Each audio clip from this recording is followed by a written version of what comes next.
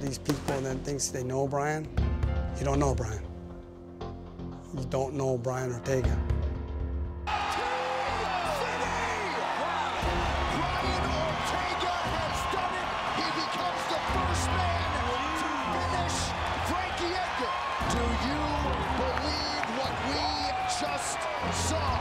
Brian would have probably ended up in jail or dead.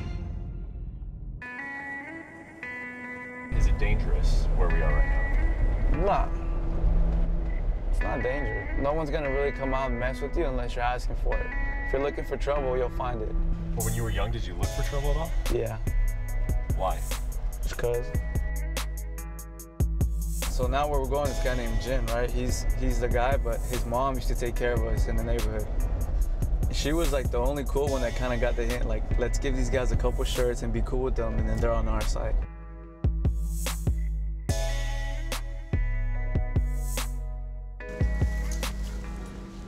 That's a big t-shirt, man. Yeah. XL tone. XL tone. Stock up. For sure. There we go.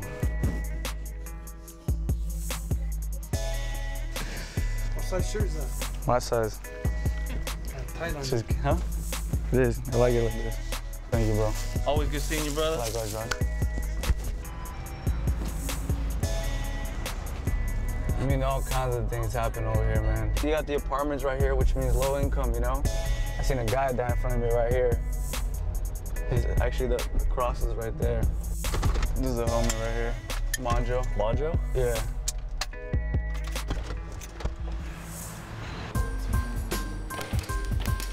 Even the homies in the hood know how to do it, see? They use it, or is it just... Oh, they use it. No, they use it. This is Manjo. Manjo is what? My friend since when I was young. We grew up with the same people. He actually grew up in a different neighborhood. But then we just hung out with the same people. Mm-hmm. How big would you say was like the original crew of guys you hung out with? Oh, it was deep. There was a lot of guys. So like when you guys were in your teens. Probably had like 40. To do what? Like what would you guys do at night? Hang out, party, drink, do drugs. I was hanging out in the front of my house, and all you hear is boom, boom, boom, boom. You just hear all these gunshots. You're like, someone got shot. And all of a sudden, like, yeah, he sprinted pretty quick. I moved. For a big boy, he moved fast that day. And all I see is him coming around the corner, and it was like he just kept doing this.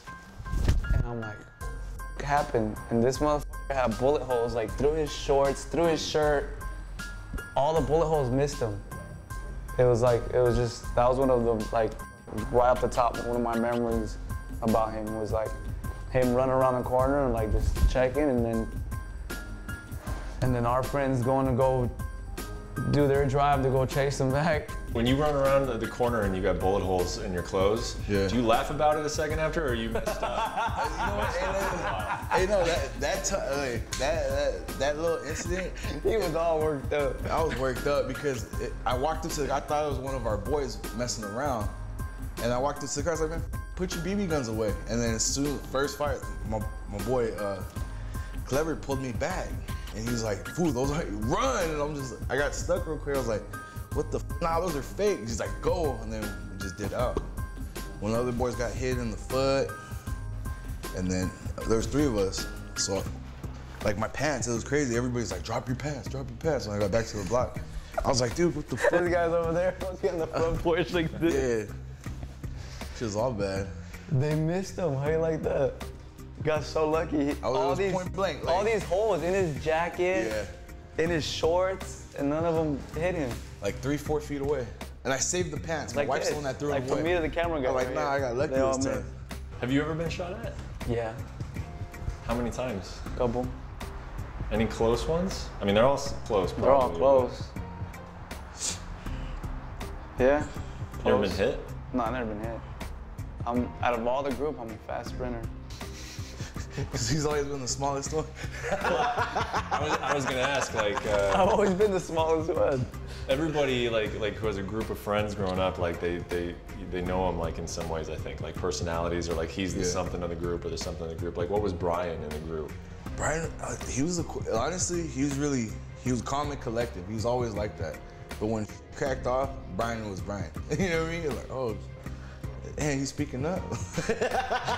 Trying to, was it at, I think at a party one time, I think he tried doing like a flying triangle because we were trying to break through the security or something. He used to do some dumb shit. We used to just pick fights. Like, it'll get to that sometimes. Because the way, like we're in different worlds, you know what I mean? The guys on this side think they're Billy Badass. Come to this side, you're in the wrong neighborhood, they get fucked up. It was always like that. How old were you guys the first time you lost a friend? For me, I was 14. 15 is when it all hit me. You hear about people when you're like 12, 13, but I didn't know them. Or I just shook their hand here and there. But like an actual friend, like 15. My cousin got killed when I was 16. And then from then on, it just kept dropping like flies. People you've known have been dying since you were 15 years old, 14? Yeah, 15. You go up the street, Green Hills, you see them all buried. Majority. Majority. Majority, yeah. Right there. When it happened when you were young, was it anger and then like revenge feelings, or was it sad and like? Sad, anger, revenge. That was mine. Yeah. What were you guys hoping for out of life at that point? I'm not thinking about that right there. Yeah. I'm thinking about how I'm gonna get this motherfucker. Yeah. Where they hang out, how am I gonna get them? What car am I gonna use? What friend is gonna go with me? Who's a solid person that's not gonna snitch you out if hits the ceiling? That's your future game plan right there. You're game planning your next move. Are they gonna be waiting for you? They're not gonna be waiting for you. Is it a dead end? Is it not a dead end? All kinds of. Do you remember much about him like being in jiu-jitsu during all of this? I kept it a secret. He was low key. And then there was a couple times like, he'd be wearing a Gracie Jiu-Jitsu shirt. Like, what's up? Where you getting back from? He's like, oh, the academy. And he finally convinced me to go one time with him. Cause I thought I could fight and then this guy wraps me up. I'm tapping out every 5 seconds, getting frustrated. And he's like, oh, it just takes time. I'm like, dude, what the f? Cause I'm the smallest one. And my dad always told me, he's like, don't tell anybody anything that you train. Don't even tell your friends. He's like, whatever you do, just keep it a secret. It's like a secret weapon. When the day comes out that you have to use it, you use it. He goes, well, don't tell him. And I was like, all right. So I like, hey, what do you know, I'm always leaving, but they never knew why. You used to take the bus, huh? I used to walk, take the bus, bike, skateboard, whatever, any way I can get there. Everybody started finding after you doing your the amateur fights. The amateur fights. Yeah. That's when everybody knew who he was. Then, like, I think 17, it all kind of came out. When I started doing these like illegal not street fights, but they're like cage fights that are illegal. They've been going on for how long, James? Long time. Long time. Even before I was training. These guys would put people in the cage and make them fight. Sometimes gloves, sometimes no gloves. If you didn't have an opponent, like his friend was one of the opponents. Who did he fight? Tito Ortiz. His friend got his ass whooped by like a young 16, how old? A young ass Tito Ortiz. Wow. And then this other guy got his ass whooped by Carl Parisian. So like all these guys grew up fighting in this place, you know? And then I went in there and fought there as well. I was like, all right, let's see what this shit's about. Let's see if jiu-jitsu works. And then it did. It got me all my victories. 11-0 amateur, all finishes, all submissions. Is that when you started thinking like you could have a career out of it? Is that the first time? Nah. It was always a dream, but it was never reality. You know, like just because you skateboard doesn't mean you're gonna beat Tony Hawk. Even though you're out there and you're skateboarding and you're you know, it's like in your mind you're like, you know, you're this dope ass guy, but in reality you might not ever get there. And then who knows if you even live to even get there. I think 19 was finally when it became kind of like, this could possibly be a career. James told me, he's like, I believe in you. You gotta stop fucking around, but let's go pro. I really believed in Brian. I said, you know, you have all the skills. You have it. The toughness, the heart, the art, what I'm teaching you, everything, you got it, what it takes, but it takes a lot of sacrifice. A lot of sacrifice with all these things that, you know, distraction, all that. It's got to be wiped out. It really does. And I was like, let's do it. 19 years old, I went pro. And now I'm here. What were you doing when you weren't fighting? I was out in the street. Oh my God. I was out in the street. I was fucking around, getting in trouble, seeing what I can, all these things we're telling you right now, doing growing up, It was it. What do people like around here say about Brian now? Like the group of people who have known him for a long time? Oh, shit, The one that made it out. Now fucking Brian got a fan club. He got a fan club. And you're like, what the? I'm like, what the? All right, whatever. You know what I mean? It's Hey, but even homies in the hood respected though. Yeah. We went to somewhere the other night. I ain't gonna tell you the location. Oh, you got OGs talking to him. And But like some motherfucker bumped into me, right? And then all of a sudden, like we locked eyes, and I was like, I go, no, don't do it, Brian. And then we had a youngster, one of the homies, and he's like, let me know, Brian, let me know. Yeah. That motherfucker, he let me know if you want him right now. I go, chill, like he just bumped into me, like, it's relax, youngster. He's fucking gung-ho. I'm like, and then he came back, and then he was like, hey, you're the fucking fighter from the harbor, right? And I was like, yeah. He's like, I fucking knew, hey, my bad, man, I didn't mean to bump into you. Like, hey, all respect here, blah, blah. My name is so-and-so from this neighborhood. If you need anything tonight, let me know. And then youngster is like this. And then he's like, hey, youngster, chill, man. Like, it ain't even like that. He's like, all right. Like, youngster's like, he's got these eyes. He's like, oh. He's like, let me know, Brian. You want him? I go, no. I go, we're just here to have a good time, man. Just chill. Your life has gone on a certain path, right? And obviously Henner and James have greatly influenced the path that your life took.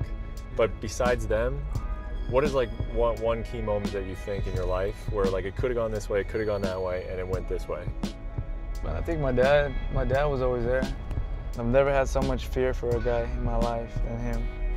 He got me ready for the streets. And in all reality, he taught me how to survive. He's the one that takes a major toll on everything, man. He fucking really helped me how to survive the streets. He taught me how to jump my first wall, like how to run away from bullets, how to run away from cops, how to run away from people. Taught me how to fight multiple people, how to hit someone who's not, you know, just all the dirty shit that you learn from the street. I already knew it. So by the time we're in a situation, I'm like, oh shit, like, hey Rich, like, we're not gonna make it here. Like, we're surrounded. Like, I already scoped this out because of all the shit my dad taught me. He would call me, right? And he'd tell me, get home from Richards. And I have my bike. And I'm riding my bike, and all of a sudden this car behind me turns his lights off and starts gunning it towards me. So I'm like, my time's coming, I'm gonna get shot. Drop my bike, start running.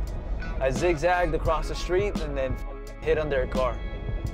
In my head, I thought I was good, you know, like I tricked him.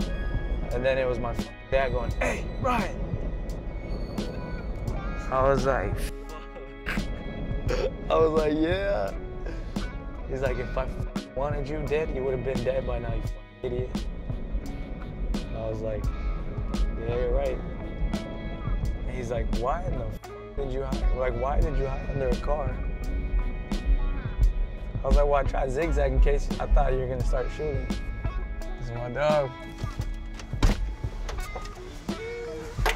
How you doing, boy? Good, dog. Richard. Brett. Nice to meet you. Nice to meet you, Richard.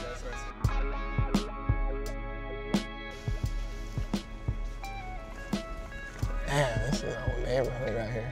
We used to hang out like 40 deep right here, man. They put a big ass football light to shine because we didn't want to be seen. Remember this house when it was empty? The break in there, bro? Yeah, we supported in that house too when it was vacant. It was vacant, it was for sale. We broke in and started partying in there. We used to hang out barbecue right here. One of our friends got shot and killed right here. Yeah, that, unfortunately, yeah, that's what happened, man. This is where Daniel got shot. Yeah. Yeah. Right here. Yeah, What were you unfortunately. doing that night? No comment.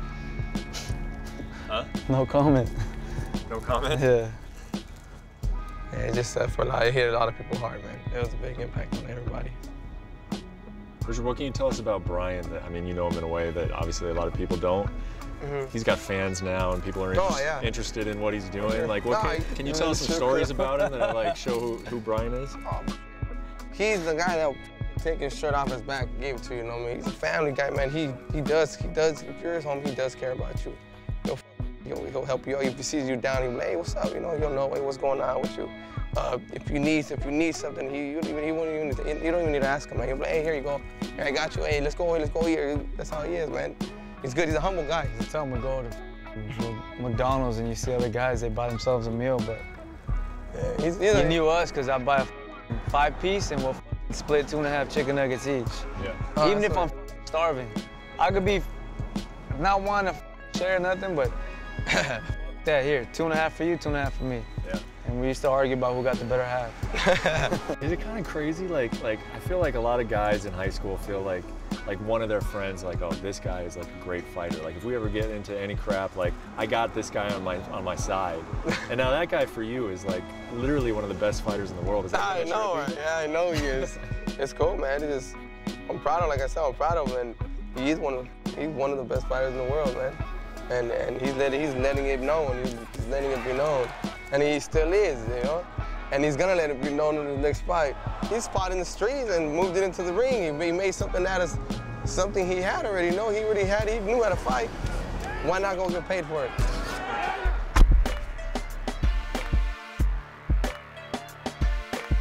What's cracking, Dougie? Good, you? Good, sorry. Getting back another story, man. Yeah. What's up, bro? Yeah. Wish them luck in December. You know we on with the win. Gonna bring that title back to the harbor. Hey. Yeah, man, it's sweet, bro. All right. Nice seeing you, man. I will. All right. The harbor loves me. My city loves me. You know what I'm saying? I mean, I feel like we've been on random streets and you've been recognized every time. Only in neighborhoods. No, but we're here. There's a big tree. And I'm like just helping around, and all of a sudden, all you hear is just boom, boom, boom, boom, boom. And then I remember my dad's face was like all serious. And he grabbed me.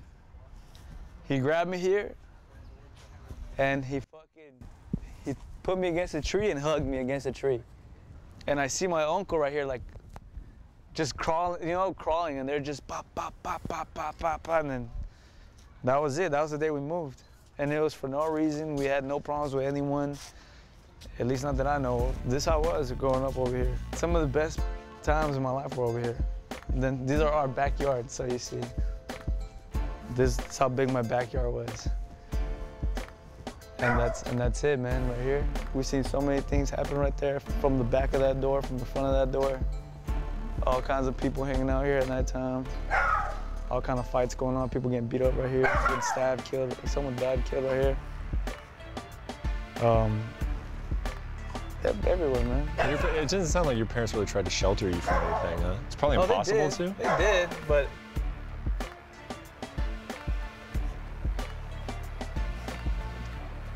they tried. Yeah. They tried. Yeah. Both of my parents are from Mexico, so they try to install the teachings from Mexico, but we're in a new place. Mm-hmm. This is not Mexico, this is America. And here, they blue eyes, light skin, Mexican, everyone f***ing me. Yeah. And my dad was the kind of guy that was like, don't let them f*** with you. Now he calls me my mistake child, because he told me everything about him growing up, how he used to fight, how he used to get in trouble. And I tried to beat him. And I did, by being crazy. He tried to keep his rules, and then I just didn't want to listen to him anymore. That's why I left. I lived with Richard. I was with Richard at 16 years old, 17 years old. I was out here with Richard right there every day. And that, like they call it, I was the trap house. Yeah. That The house had all kinds of action going on. What does your dad think about everything now? You know, like is he like blown away by it? You got fans now walking up and taking photos with you out here.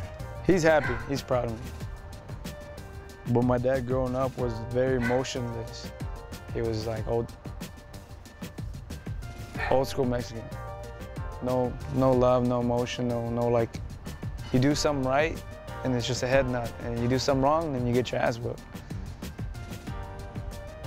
And that's how it was. Like it was, and I remember even with James, I would get mad, cause now I'm like 19 years old, I'm 20 years old. I'm like, what do I gotta do to get an ounce of love from this guy? Like, I know you care. Like obviously you're raising me, you're doing it, but like, what do I gotta do for you to like, kind of like, yay, Brian? Like, not gonna happen. He's like, your dad's never gonna fold to you. He doesn't bow down to the sun, you know? Right when I knocked Frankie out, they had the camera, and my brother's screaming and this and that. And he's like, for a quick sec, and you'll see the video, you can't even tell, but he goes back to being him. And I was like, ah, too late, it's on camera. He's over there. It's already done. Right there, see that? Yeah. For a quick second. Everyone's screaming, and look at his face. Yep. Still emotionless. I was running the track. And I don't know why, but even though he's always been quiet and he's like my motivation. And I'm running the track and it's like 11:30 at night, there's no one there, it's all empty. And I'm running and I may sound like a weirdo, but I keep seeing him just standing there in the bleachers looking at me. And every lap I do it, he's like, the same head nod he always did. And like I was like my fourth mile and I felt like quitting. And I look up and it's like I just see him there. And I'm like, no, you can't fail your dad. Like you can't fail him. There's something between our connection, it gives me feel, man. I don't know what, but it gives me feel. You've referred to it as a rough childhood, and now we kind of know like what it is. Do you think that's how much do you think that is in play when you fight in the UFC? I've seen the worst. In my head, I've seen the worst of the worst. And then when I go in there, I'm all right. You know what I'm saying? Like, I've already made it. And once I got older, I realized normal people don't live like that. So, I already won. I already won by doing what I'm doing. I'm helping my people out where I come from, all throughout the harbor area. I kept all that the nonsense, politics out of it. And when I go in there, it's just no fear. Why should I fear this guy when I had to fight 10 guys with guns and with, you know, just, I'm not gonna fear one guy. I mean, even fight with a ref was gonna stop something. It's a cakewalk.